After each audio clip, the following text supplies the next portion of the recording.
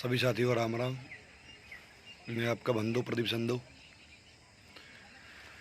तो जैसे कि आप सभी को पता है, परसों हम सभी पुरानी भर्तियों को लेकर पंचकूला में गए थे। तो काफ़ी संख्या में भाई बहन पहुंचे। सबसे पहले तो मैं जो भाई बहन अपनी भर्तियों के लिए मेहनत कर रहे हैं, मैं उनका दिल की गहराई से धन्यवाद करूंगा। जो बहनें हिसार और जिनसे काफ़ी संख्या में गाड़ियाँ भर भर के बहनें आई थी अलावत सर के वहाँ से, तो मैं उनका भी धन्यवाद करूँगा, सर का भी, जो स्टैंडो के टीचर हैं। और ऐसे ही हिसार से बहन आई थी, उसका भी धन्यवाद करूँगा मैं। और पानीपत से भी थी मेरी बहन। जो मेरी बहन पानीपत से थी, नाम मुझे ध्यान नहीं है बहन का, उस बहन का टेलीग्राम पर मैसेज भी आया था। 3-4 महीने पहले बहन का भाई और पिताजी दोनों की मृत्यु हो गई किसी कारणवश।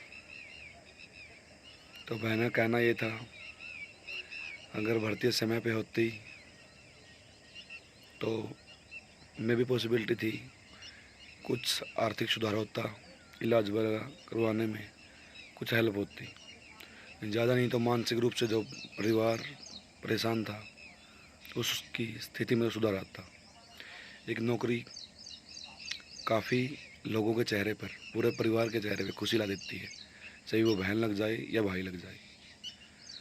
तो वो बहन भी आई हुई थी, भाई मैसेज कर रखा था, भाई फंडिंग वगैरह में बेचारे बहन ने पैसे दिए थे स्टैंडो वालों को, जितना भी हुआ बेचारी ने किया।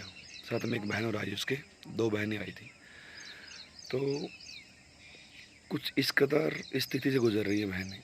और एक बहन, इसका भी हाल ही में आप लोगों ने वीडियो देखी होगी पोटा व्लॉग्स पर, उसका तो पिताजी ही नहीं है कि बापू का सपना था नौकरी। माँ की आंखों से पानी आ रहा था।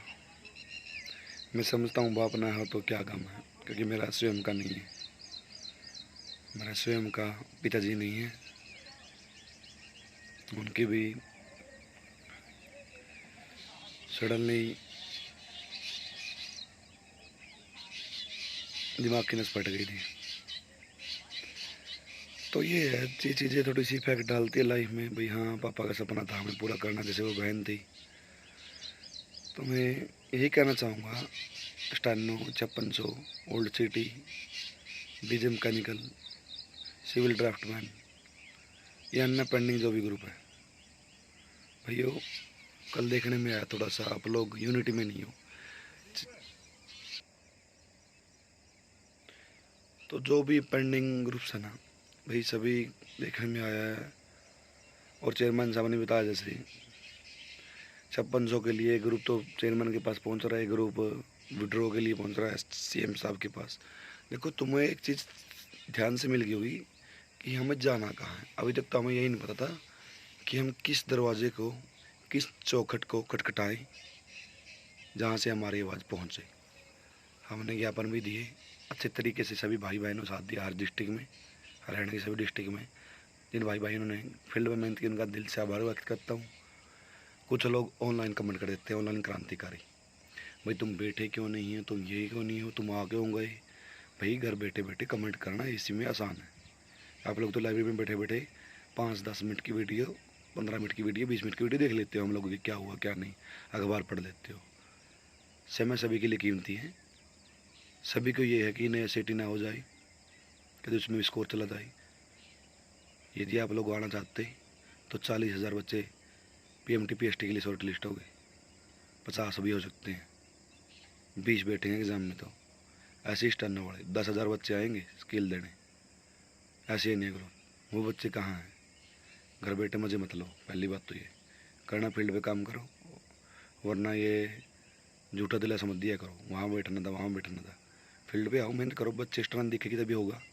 दूसरा, चेयरमैन साहब ने स्पष्ट रूप से बोल दिया, भाई मेरे हाथ में नहीं है, यदि मेरे ऊपर से आए तो मैं कर दूंगा आप लोगों की। चेयरमैन को हम बाध्य नहीं कर सकते किसी चीज़ के लिए। वो अपनी जगह सही है और बिल्कुल स्मूथली काम कर रहे हैं नई सिटी को लेकर। ओल्ड वाले को बता दिए सीधा स्पष्ट, ऊपर से जो आएगा आपका मैं कर दूंगा। आपका एक ग्रुप तो जा रहा है 5600 का, भर्ती करवा दो। एक ग्रुप जा रहा है जिन्होंने सीट ही नहीं दिया विड्रॉ कर लो। तो डिपेंड आप पे है। जितने भी आप सभी नायब सिंह सैनी के पास पहुंचोगे, सरकार के पास पहुंचोगे, जहां भी नायब सिंह सैनी का प्रोग्राम पता लगे पहुंच जाओ। 5-10 बजे से 5-10 बजे मंडे का तो दरबार लगता हो। आवाज़ अच्छे से पहुँचानी आनी चाहिए। जो भी नज़दीकी हैं, करीबी हैं माननीय सैनी साहब के, उनसे बात करो कि सर ऐसे ऐसे है, हमारी एज इशू है। जैसे उस भाई का स्टैनो से, रविंद्र स्टैनो कुरुक्षेत्र, एज ही निकल चुकी है, 43 हो गई है, 18 से 42 है नई सिटी में। तो भाई अपनी आवाज़ को बुलंद करना सीखो और अपने हक के लिए आगे आना सीखो। देखिए आप लोग शांतिपूर्ण तरीके से और प्यार से और बिना कोई बैर विरोध के, हमें सरकार से कोई वो नहीं है कि कोई खुंदक है या भाई सरकार के हम विपक्षी हैं। हम सरकार के वोटर्स हैं जिन्होंने सरकार बनाई और आगे भी बनाएंगे, क्योंकि बिना पर्ची बिना खर्चे के ये जो मनोहर लाल जी, जिनको मैं अपना वापसी बढ़ के मानूंगा, भगवान के रूप में उनको मानता हूँ मैं, और भगवान के जगह उनकी मूर्ति रख रखी है मैंने। मतलब जो ये पैसों का कीड़ा था ना, जो वो निकाल दिया उन्होंने। तो मनोहर लाल जी का धन्यवाद हमेशा करता रहूँगा। जो मिले या ना मिले वो मेरे लिए भगवान ही है। अगर वो होते अभी ना मुख्यमंत्री तो उनका एक था अड़ियल थे, ये भर्तियाँ करवा के हटते कि मेरे कार्यकाल में शुरू हुई भर्तियाँ मेरे कार्यकाल में ही ख़त्म होगी। पुराना सिटी है तो ख़त्म होगा पूरी भर्तियाँ होने के बाद। वो ऐसे थे भाई, गेम शुरू हो गया तो बीच में रूल नहीं बदलेंगे, ऐसे बिल्कुल स्पष्ट बोला था उन्होंने सिटी क्वालिफाई के लिए। चलो उनकी ठीक थी, उन्होंने किया, खरे भी उतरे जो जुबान दी। लेकिन हाल ही में बीच कार्यकाल में सैनी साहब आ गए मुख्यमंत्री के पद पर और वो एमपी में लड़के केंद्रीय मंत्री बन गए। तो अनुरोध है उनसे भी संपर्क साधो, बच्चों साधो। बहुत ही अच्छे विनम्र और एक अच्छे सोच रखने वाले व्यक्ति हैं वो, जिन्होंने हरियाणा के युवाओं के लिए, गरीबों के लिए हमेशा से सोचा। हालांकि उन्होंने कुछ गलत नहीं किया था। जो नंबर का भी केस हुआ है, सोचा भाई गरीब घर के बच्चे लगे, गरीब घर के बच्चे लगे, गरीब घर के 5-5 नंबर से, कोई फादरलेस है जैसे मैं ही हूँ भाई। जैसे उन्होंने नंबर दे रखे थे पहले, तो कुछ बहन है जैसे उनको 2-4-5 नंबर एक्स्ट्रा। चलो भाई जॉब देने के लिए प्राथमिकता की, चलो किसी कारणवश वो असंवैधानिक थे तो को ऐसा होने थे, इसमें कोई दोहराई नहीं।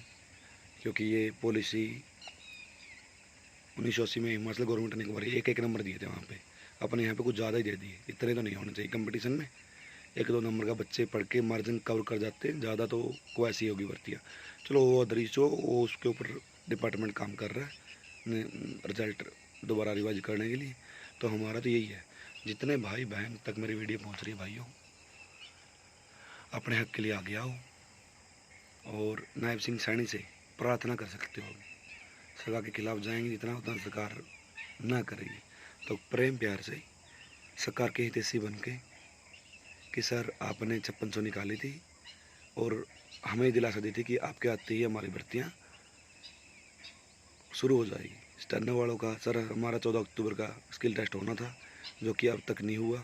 सर हम एक बार पहले दे चुके हैं स्किल, और फिर उसके बाद रिजल्ट रिवाइज हुआ, फिर 5 नंबर के बाद फिर दोबारा फिर हमारी प्रोसेस शुरू हुई। तो आप लोग भी कह सकते हो। बाकी diesel mechanical other civil draftsman, भाई तुम भी बहुत पढ़े लिखे हो, बोलो अपनी बात और गुटबाजी मत करो। यदि ओल्ड सिटी होगा तो पूरे का ही होगा। ये मत सोचो कि स्टैनो का निकल जाएगा, 5600 वाले ये वहम में हो कि हम अपना निकलवा लेंगे, हमारा तो PMTP है, ST है, कुछ नहीं है, बचा ही नहीं है। तो एकता में आओगे तो ठीक है, और बांटोगे तो कटोगे। आगे आप लोगों की अपनी इच्छा है। तो इन्हीं सब जो साथ में विराम लेना चाहूँगा इस वीडियो से। हक आपका है और जिसके आप हकदार भी हो, एज इशू भी है, वरना आप लोगों ने बोला था 5600 निकाल दो, सरकार ने निकाली थी तो पूरी करना भी सरकार का दायित्व बनता है। सरकार के पास वैकेंसियाँ बहुत हैं, अगर चाहे ये 5600 निकाल पूरी करने के बाद इस प्लान में दौड़ कर सकते हैं। काफ़ी वैकेंसी खाली है हरियाणा पुलिस में, वो इशू नहीं है कि भाई यहाँ भर्तियाँ नहीं है। अदर डिपार्टमेंट्स में स्टैनो की भी काफ़ी है, स्टैनो के इतने एक्सपीरियंस नहीं है, स्किल नहीं देंगे। जिससे स्किल हो गया वो लगेगा, क्योंकि स्टैनो में स्पीड चाहिए। वो बाकी आप फॉर्मेलिटी के रूप में सिटी पर ही आप लोग कर चुके हो, वो टेस्ट आपने फॉर्मेलिटी वाला कर दिया। वो आपका जो स्किल है, मैं कल मिला था कैथल एक भाई से सचिवालय में, ना मुझे ध्यान नहीं है, शायद दीपक थे। अभी वो अप्रेंटिस पर है। स्पीड क्या स्पीड थी, गजब, पूरी कॉपी भर रखी थी भाई ने। पूरी कॉपी। ये स्टेनो की लैंग्वेज से, मुझे तो पता नहीं इसके बारे में क्या होता, पूरी मतलब भाई बस स्किल हो जाए और जो पक्की।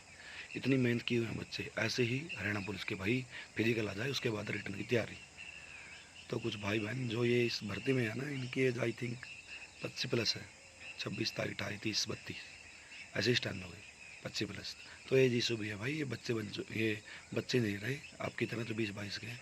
ये उस अवस्था में आ चुके हैं जहाँ इनके बच्चे ही 5th में, 6th में, 7th में पढ़ रहे हैं, किसी के तो 10th में भी है। तो वो भी समझो, जैसे वो 43 एज है, उनका बच्चा भी अभी कंपटीशन में आने वाला और बाप भी। तो देखिए कहाँ तक ले जागे। तो ऐसा मत करो, थोड़ा सा कोशिश करो अपने हक के लिए। इसी शब्दों के साथ मैं विराम लेना चाहूँगा। धन्यवाद सभी भाई बहनों का। अच्छा लगे तो देख लेना, और तो कुछ बोलूँगा नहीं, अपने हक के लिए आगे आओ। जय हिंद, राम राम।